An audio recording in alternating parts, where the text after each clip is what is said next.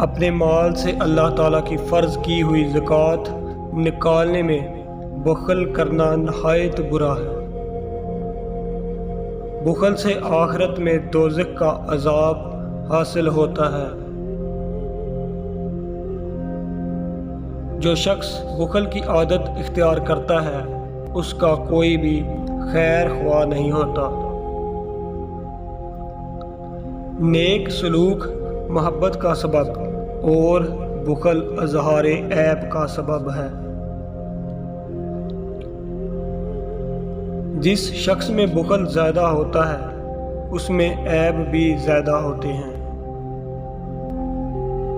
जो शख्स अपने मालो दौलत की ज़कात को अदा कर देता है वो बुख़ल से महफूज रहता है। जिस शख्स ने भलाई की चादर को नहीं पहना वो शर के लिबास से खाली नहीं। वो शख्स तेरा भाई नहीं जिसकी खातर और मदारत करने की तुझे हाजत हो। हर हाल में अपने भाई की इमदाद कर और जिस हालत में वो हो उसमें उसका साथ दे। भाई बंदी को महफूज रख और औरतों के साथ बातचीत कम किया करो।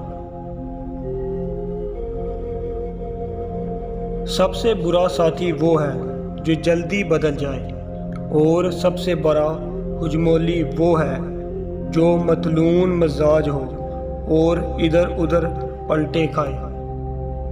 बदखल की नहायत बुरी आदत है और अपने मोहसिन के साथ बुराई करना बहुत बुरी खसलत है। जो शख्स बदखल्क होता है उसके दोस्त और साथी अपना दुश्मन जानते हैं। बुर्दबार शख्स फहश नहीं बकता और शरीफ आदमी को वहशत में नहीं डालता।